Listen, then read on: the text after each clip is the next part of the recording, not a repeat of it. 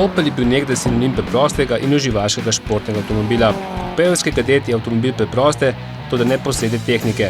Ta med ljubitelji Oplov še danes velja za enega najbolj zaželenih starodobnikov. Še toliko bolj, če je to replika dirkalnega Kadeta skupine 4. No, v glavnem, avto je v bistvu neka srednjošolska želja bila. V bistvu na poti v šolo sem vsakodnevno srečal, videval točno ta avto.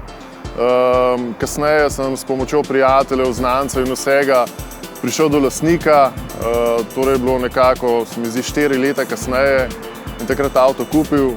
Cenovno gledano sem trenutno tam nekje brez lastnih, ur in vsega, materialno gledano nekje na 80 000 evrih. S tem, da največ, kar še čaka, je v bistvu prav motor, ki je trenutno še tako na pol serijski, mu še dokaj stvari manjka, tam se bojo pa še ta pravi finance začele odvijati. Opel Kadett je bil konec 70-ih let priljubljen dirkalnik zasebnih voznikov. Z njim pa so vozili tudi Oplovi tovarniški dirkači. Med njimi je bil takrat tudi poznejši svetovni prvak Walter Röhrl. Walterja Röhrla sem v bistvu, kot vsak, se mi zdi, spoznal najbolj po tistih časih grupe B Rallija. Se mi zdi, da danes skoraj ni osebe, ki ga ne bi prepoznal, ga ne bi poznal. In tisti grupi B najbolj prodoren bil prav z Audijem, ki ga je vozil.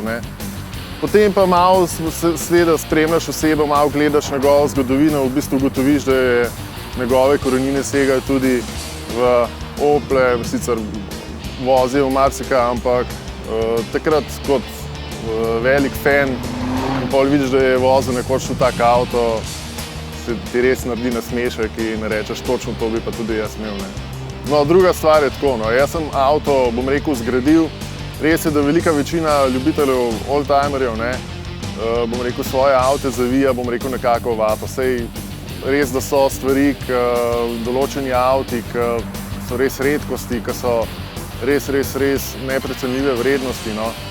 Zdaj, v mojem primeru, tako, je pač vložen dokaj veliko ur, dokaj veliko delov in vsega, ampak jaz vozim avto, zgradil sem si ga zase, za dušo in ga uporabljam in ga tudi daj uporabljam na kakšen tak način, ne, da bi ga zdaj uničeval, ampak malo bolj športno premikanje mu pa le paše.